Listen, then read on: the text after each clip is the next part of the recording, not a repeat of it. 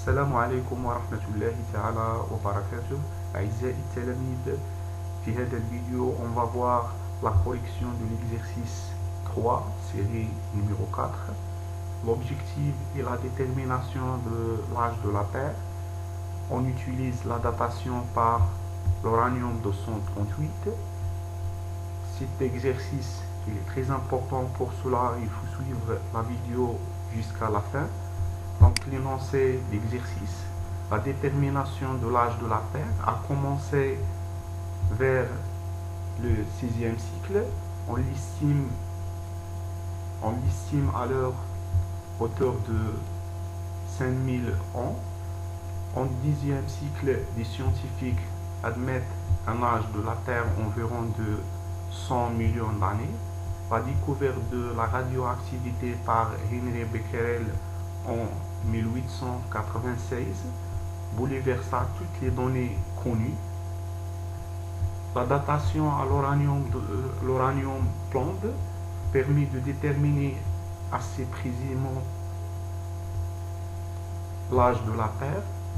Nous proposons de comprendre ces techniques de datation. Donc, premièrement, l'étude de la famille l'uranium 238 plombe 206. Le noyau d'uranium 238, naturellement radioactif, se transforme en un noyau de plombe 206 stable par une série de désintégrations successives.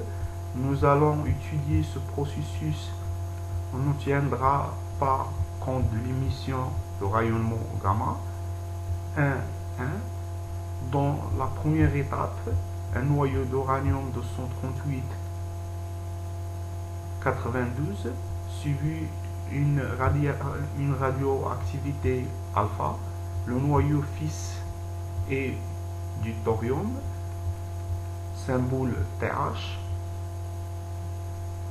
La question 1.1, donc puisque un noyau radioactif, 1.1.2, écrire l'équation de la réaction nucléaire en précisant les règles utilisées. 1.2, dans la deuxième étape, le noyau de thorium TH 234 se transforme en un noyau de protactium, donc PA 234 91. L'équation de la réaction nucléaire est TH 238 90 donne comme noyau fils PA 234 91 plus E0-1. Donc préciser en justifiant le type de la radioactivité correspondant à cette transformation.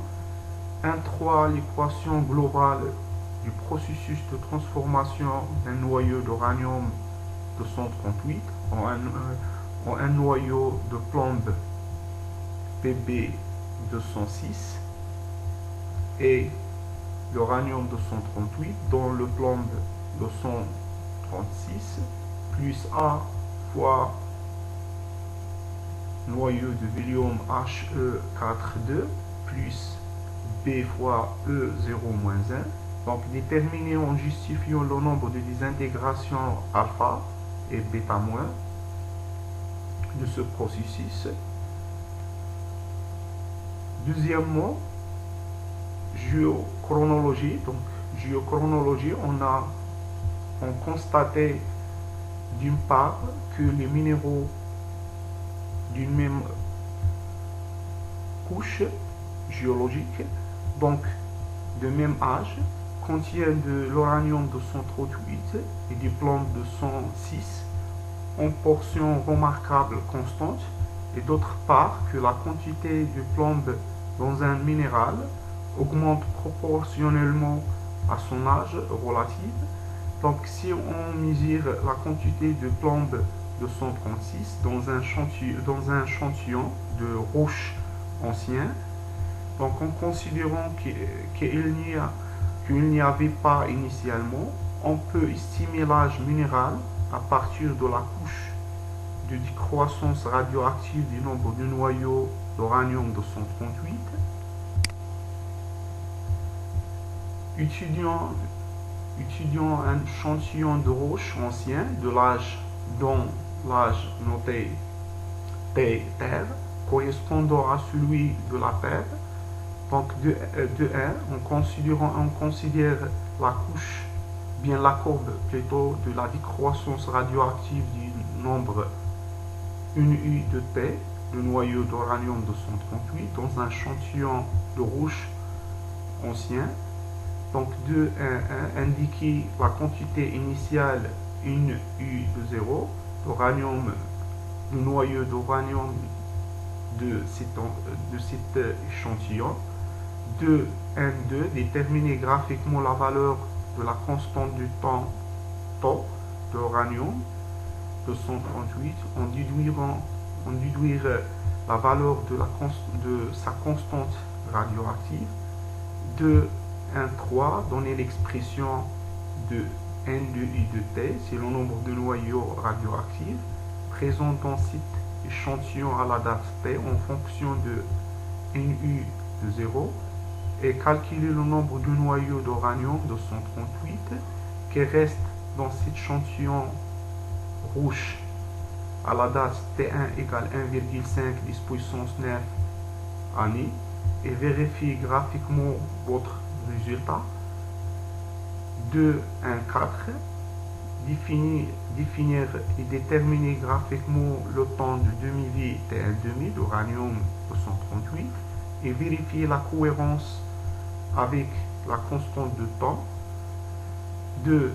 La quantité de plantes mesurée dans la roche à la date T, Terre, notez NPB de T Terre est égal 2,4 10 puissance 12 atomes ou bien noyaux. Donc 2.1 établir la relation entre une U T Terre, une U de 0 et une PB de T de la Terre. Donc 2. Calculer la quantité NU de T Terre, le nombre de noyaux d'uranium et finalement déterminer l'âge T Terre de la Terre. Donc déterminer l'âge de la Terre. Donc avant de passer à la correction, donc il faut essayer d'arrêter la vidéo ici ou bien de stopper la vidéo et de répondre question par question avant de voir la correction. Donc on passe à la correction. Donc pour la première partie, donc l'étude de la famille d'uranium 238 plombe, on a le noyau d'uranium 238 naturellement radioactif se transforme en un noyau de plombe 236 stable par une série de désintégrations successives et nous allons étudier ce processus. On ne tiendra pas compte de l'émission des rayonnements gamma.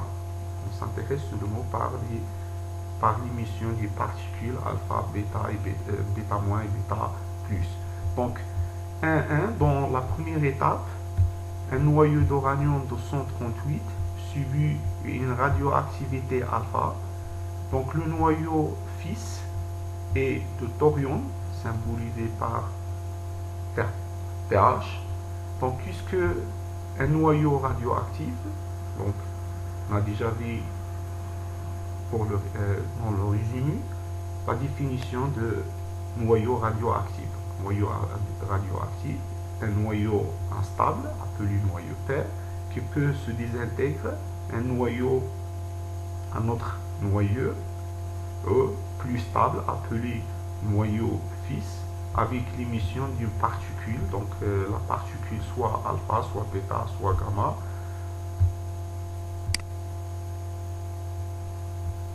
Donc pour la question 1.2, donc écrire l'équation de la réaction nucléaire en y précisant les transformations.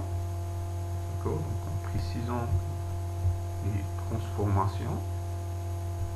plutôt les règles utilisées. Donc,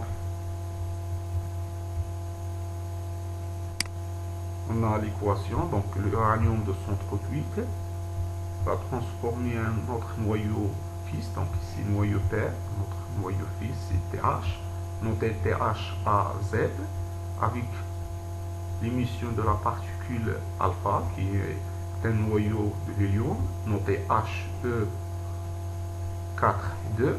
Donc d'après les lois utilisées, c'est les lois de Soddy, donc la loi de conservation du nombre de nucléons A, d'accord, et la loi de conservation du nombre de charge ou bien le nombre de protons Z.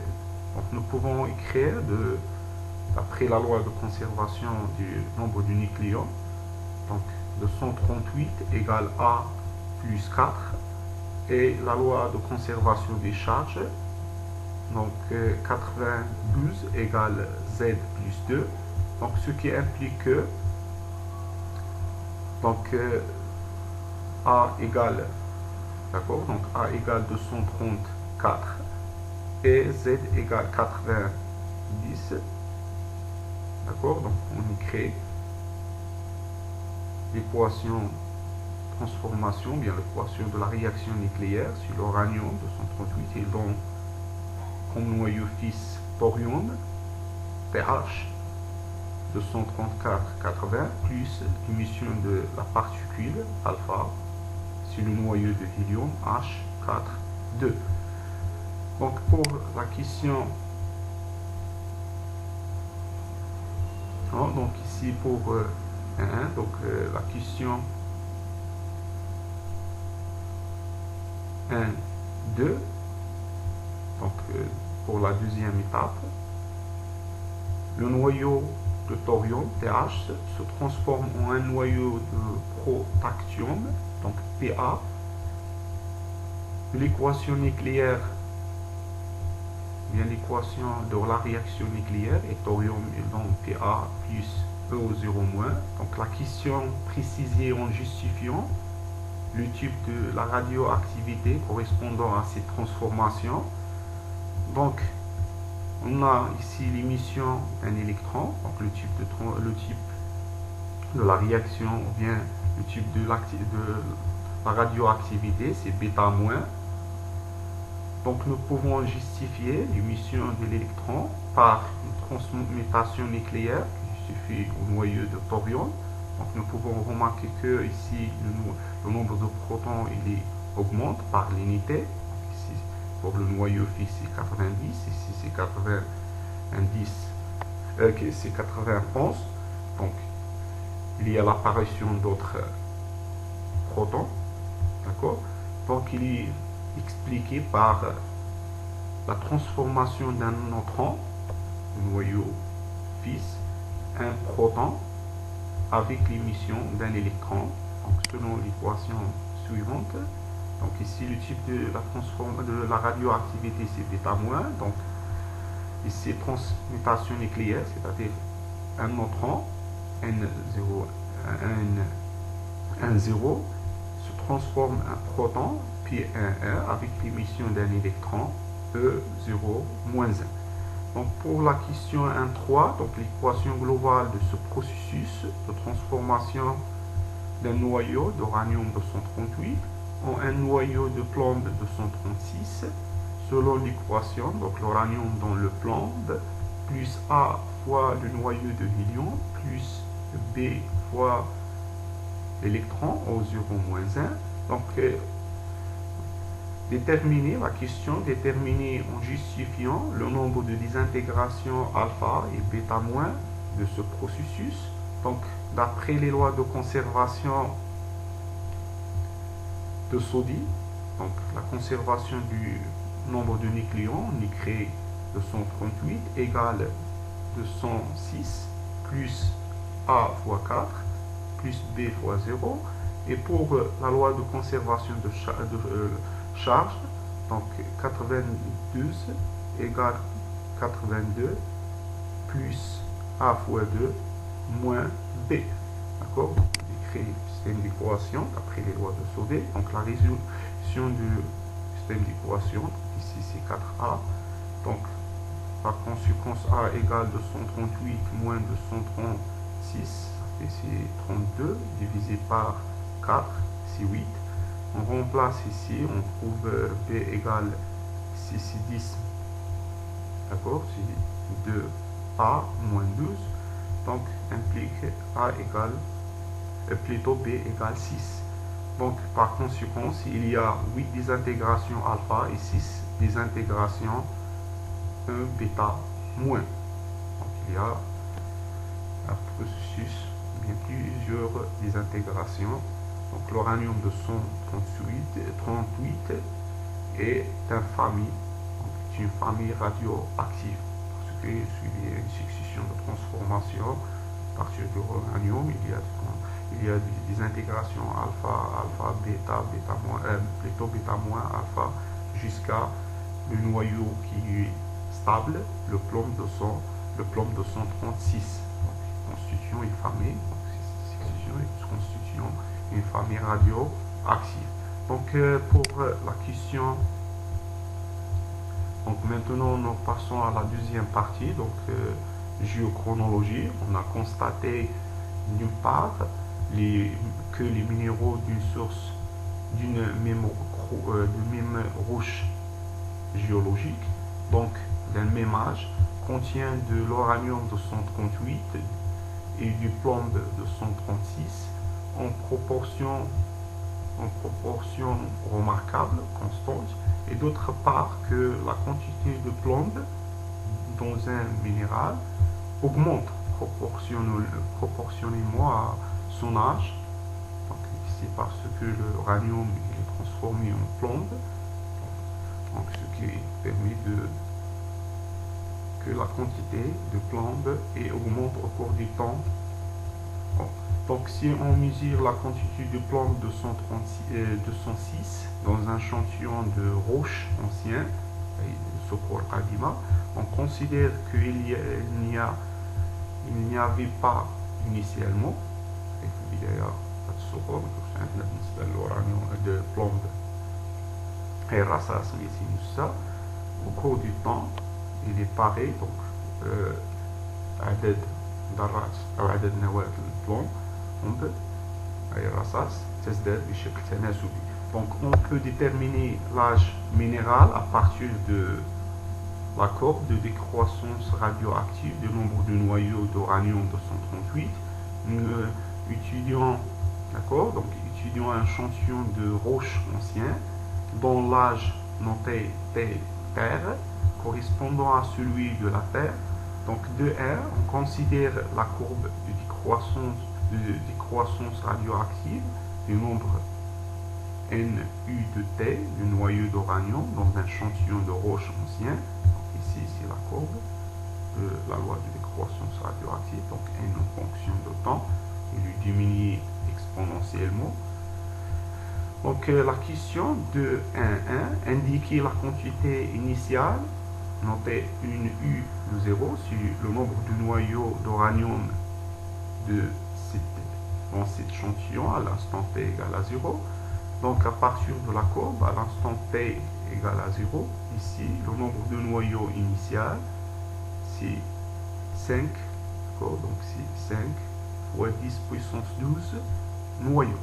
D'accord, c'est le nombre de noyaux d'uranium à l'instant T égale à 0, c'est 5 10 puissance 12 noyaux. Donc pour la question de N2, déterminer graphiquement la valeur de la constante de temps, notée taux, de l'uranium 238, on déduire la valeur de sa constante radioactive, lambda.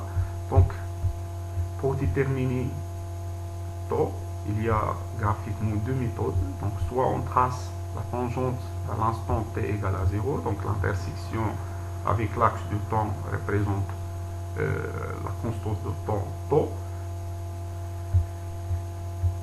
mais cette méthode pas précise, donc parce qu'on n'a pas ici la tangente, bien une petite partie de la tangente. Donc pour cela c'est mieux d'utiliser la deuxième méthode, dans la loi de décroissance radioactive, c'est n de t égale n0 fois exponentielle lambda fois t, ou bien t sur tau, on remplace t par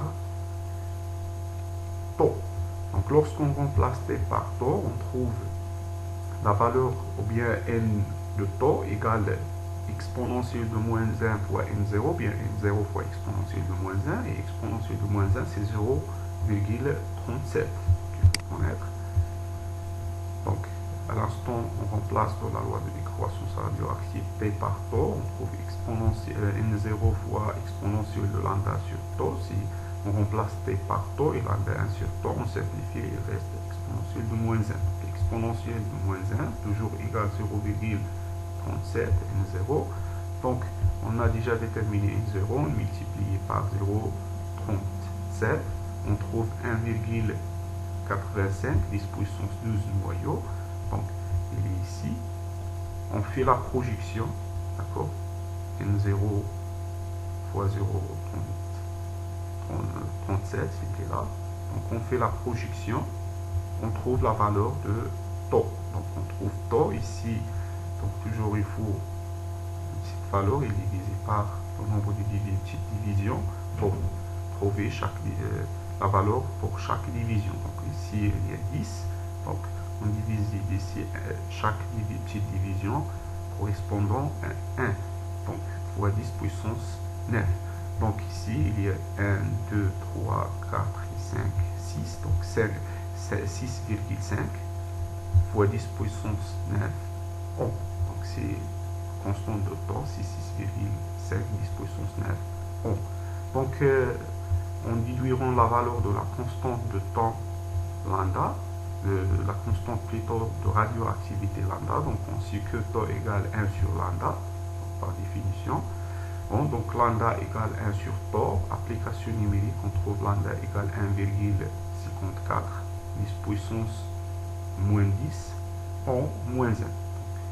Ici c'est l'unité usuelle, donc c'est demandé d'exprimer en système international. Ici il faut exprimer en second moins 1. Donc pour cela il faut exprimer ici tau en seconde. Donc on multiplie par 6, plutôt une année. Donc chaque année correspond à 365 jours. Chaque jour 24 heures. On multiplie par 24. Donc chaque heure contient 60 ou bien 3600 secondes. On trouve la valeur de, on fait l'application numérique, on trouve la valeur de lambda dans le système international en second moins 1. Donc pour la question 2,1,3, donner l'expression de NU de T, c'est le nombre de noyaux radioactifs présents dans cet échantillon à la date T, en fonction de N0, le nombre de noyaux. Donc, puis calculer le nombre de noyaux d'uranium 238 qui restent dans cet échantillon rouge ancien à la date T1. T1 égale 1,5 10 puissance 9 année. Donc, puis il faut vérifier graphiquement votre résultat trouvé. D'accord? Donc, premièrement, d'après la loi de décroissance radioactive, nous pouvons écrire NU de T égale 1U0 fois exponentielle de moins lambda T, bien exponentielle de moins T sur tau. D'accord? Donc, après, il faut calculer, donc il suffit de faire l'application numérique. On a déjà déterminé N0, c'est 5 10 puissance 12, et le temps fois exponentielle de moins lambda, donc on a la valeur de lambda, on a mis moins 1, donc on multiplie par 1,5 10 puissance, d'accord, de 10 puissance 9, c'est l'application numérique, c'est la loi de décroissance radioactive. C'est l'application pour trouver la valeur, donc 5 fois 10 puissance 12 pour N0, exponentielle, donc moins lambda, qui est là, fois, d'accord, donc fois 1,5 10 puissance 9, l'instant T1, donc on trouve la valeur à peu près égale 3,89 17, 10 puissance 12 noyaux. C'est le nombre de noyaux. Donc graphiquement, à l'instant T1, c'est 1,5. Chaque division correspond à 1. Donc 1,5 fois 10 puissance 9. On fait la projection. Donc on fait la projection. On trouve la valeur de n de T1. Elle est à peu près égale 4, 10 puissance. Donc c'est exactement le 1000. Donc 3,98, 3,96, 10 puissance 9 noyaux. Donc c'est exactement la même valeur. Donc pour la question 2, 4, 1, donc définir et déterminer graphiquement le temps de demi-vie T1 demi de l'uranium 238 et vérifier la cohérence avec la constante de temps, c'est-à-dire avec temps. Donc premièrement, la définition de temps de demi-vie. Donc, temps de demi-vie et le temps correspondant, d'accord, le temps correspondant, bien la durée correspondante à la désintégration de la moitié, d'accord, de la moitié du nombre de noyaux, de noyaux radioactifs, d'échantillons. Bon. D'accord, donc toujours à l'instant T1 demi, le nombre de noyaux dans un échantillon, c'est n initial sur 2, il est divisé par 2. Donc c'est la moitié du nombre de noyaux, il est désintégré à l'instant T égale T1 demi. Donc pour déterminer, c'est la définition. Donc pour la deuxième partie de la question, détermination de T1 demi, donc le temps de demi-vie. Donc on a N0 ici, donc on a N0, il est là, donc lorsqu'il est divisé par 2, on trouve 2,5. On trouve donc ici 2, 2,5 il est là, d'accord. On fait la projection pour trouver la valeur, d'accord. Donc on a ici 2,5, on fait la projection, d'accord. Ici c'est 2,5, on fait la projection. On trouve la valeur de T1 demi qui est là. Donc 1, 2, 3, 4. Donc ici c'est 4,5. Donc T1 demi et le temps de demi-réaction égale à peu près 4,5, 10 puissance 9 O. Donc pour déterminer ou bien pour vérifier, d'accord, ici pour vérifier la cohérence, donc on a T1 demi égale l'un de 2 sur lambda égale aussi taux fois l'un de 2, donc ce qui implique que l'un de 2 égale T1 demi sur 2. Donc on fait l'application numérique, d'accord. T1 demi déjà déterminé, c'est 4,5 divisé sur l'un de 2, on trouve 6,59, 10 puissance 9 ohm. Donc c'est exactement la même valeur qu'on a trouvée avant, d'accord, on a déjà déterminé. Pour la question donc maintenant de la quantité de plomb mesurée dans la roche à la date T de la Terre, c'est l'âge de la Terre, notez NPB de T de Terre est égal à 2,4 10 puissance 12 noyaux. Donc de 1 établir la relation entre une U T de la Terre, une U initiale et une PB de le nombre de noyaux de plomb à l'instant T Terre. D'accord. Donc on a le nombre de noyaux initial de l'uranium dans la roche, c'est NU0. Au cours de temps, ce nombre de noyaux, il est désintègre, donc par conséquent, il diminue selon la loi de décroissance radioactive. Donc à l'instant T Terre, donc le nombre de noyaux restants, c'est une U Terre, et le noyau fils qui est formé, c'est NPB, d'accord, donc NPB T Terre, parce que on a supposé que à l'instant T0 dans la roche, il n'y a que le nombre de noyaux, le nombre l'uranium. Au cours du temps, il y a l'apparition du nombre du noyau fils de plomb et l'apparition de N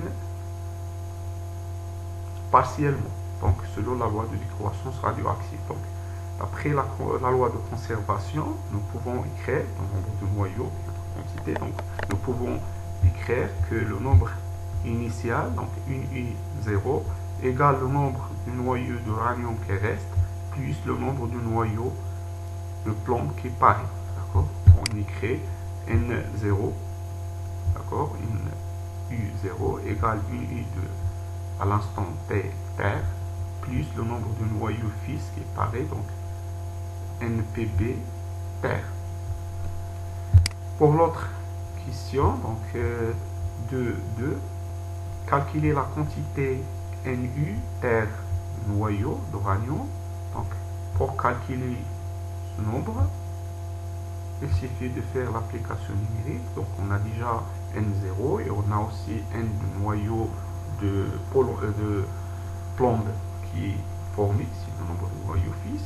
Donc on fait l'application numérique. Donc on a NU à l'instant T terre égale N0 moins N2, le nombre du noyau initial, moins le nombre de noyaux qui est formé de plomb.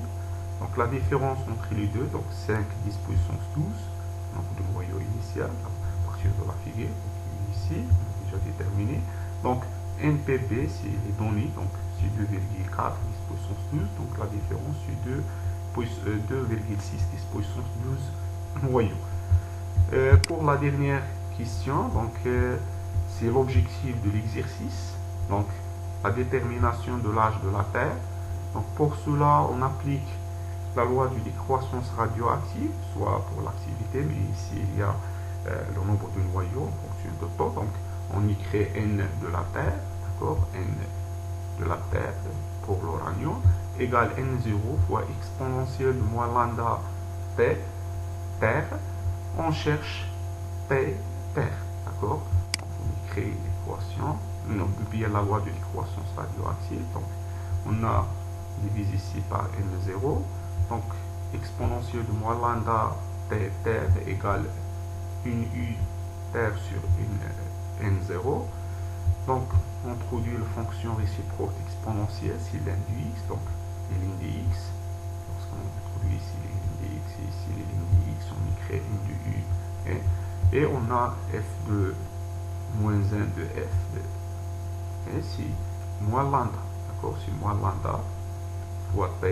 On a déjà vu ça dans la deuxième partie de résumé du cours. Donc, un rappel mathématique concerne les deux fonctions, fonction exponentielle et fonction logarithmique périen. Vous pouvez revenir pour voir la vidéo, le résumé 2. Donc, on a trouvé moins lambda fois T terre égale l'un de N de T sur N0. Donc, ce qui implique que T terre égale moins 1 sur lambda, l'un de N de T terre sur N0. Donc, un lambda, c'est moins taux, on a déjà déterminé aussi. Donc, application numérique, on trouve, d'accord, on trouve T terre égale 4,25, 10 puissance 9, d'accord, 10 puissance 9, ohm. Donc, c'est l'âge de la Terre. Donc, il est très ancien. Donc, parmi les choses qui sont très anciennes, c'est la Terre. Donc 4 milliards, bien 4 millions, 25 ou bien 200, donc 4 milliards et 250 millions d'années. Donc il est très ancien. Donc c'est la fin de cette vidéo, j'espère qu'elle est très utile pour vous. N'oubliez pas de partager avec les amis et bon courage.